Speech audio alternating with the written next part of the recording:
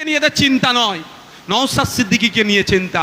এবছর গত 5 বছরে বিধানসভায় মেনশন বলে একটা পর্ব আছে, 1-1.5 মিনিট সময় পাওয়া যায়, ওর মধ্যে বিষয়বস্তুকে উত্থাপন করতে হয়। টোটাল বিধানসভায় 5 বছরে 200-র একটু বেশি মেনশন হয়েছে। আর ভাঙড়ের বিধায়কের কটা হয়েছে জানেন? 294টা বিধায়ক মিলে 200-র একটু বেশি মেনশন করেছে। আর ভাঙড়ের বিধায়ক একাই 56টা মেনশন করেছে।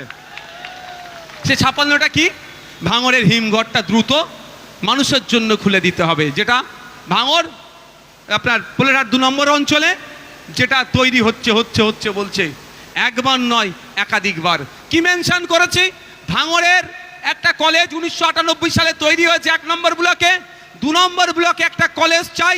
বিশেষ করে ভাঙড়ের মায়েরাও, বোনেরাও, আমার মেয়েরাও ছেলেদের সাথে পাল্লা দিয়ে পড়াশোনা করছে, তাই ভাঙড়ের মহিলাদের জন্য একটা গার্লস কলেজ দিতে হবে।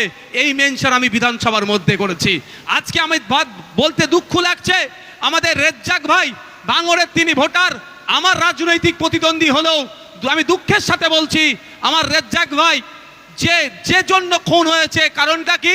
এই যে ভাঙড়ের কানেক্টিং ব্রিজটা, ওখানে কে কন্ট্রোল নেবে? পথের কাঁটা হয়ে দাঁড়িয়েছিল রেজ্জাক ভাই, তাকেও তারা খুন করে দিল। কিন্তু এই ব্রিজ থেকে শুরু করে এই চণ্ডীহাটের ব্রিজ, এই ব্রিজ যেখানে আছে, এই দুর্বল সেতুগুলোকে কংক্রিটের ব্রিজ নির্মাণ করতে হবে, এর মেনশন নওশাদ সিদ্দিকী বিধানসভার মধ্যে করেছে। আজকে যে রাস্তায় লাইট দেখছেন, এই রাস্তা ঢালাই হচ্ছে, নওশাদ সিদ্দিকী বিধানসভার মধ্যে দাঁড়িয়ে ভাঙড়ের সার্বিক উন্নয়নের কথা বলেছে বলে বাধ্য হয়েছে সরকার এগুলো করতে। এবার হচ্ছে সমস্যা, ফেতে কাটা দরকার ছিল নওশাদ সিদ্দিকীর, তার পরিবর্তে অন্যজন খাচ্ছে।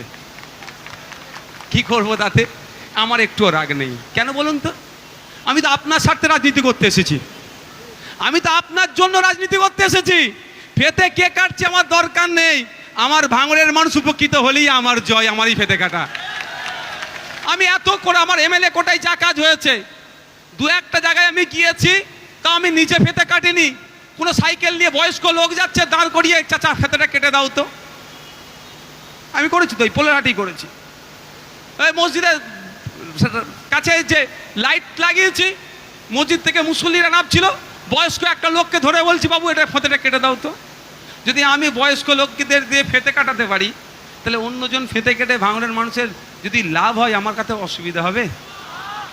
আপনারা উপকৃত হচ্ছেন কি হচ্ছেন না? আরও হবে। স্রোতের বিপক্ষে চললে একটু বাধা বিপত্তি আসবে, কষ্ট হবে।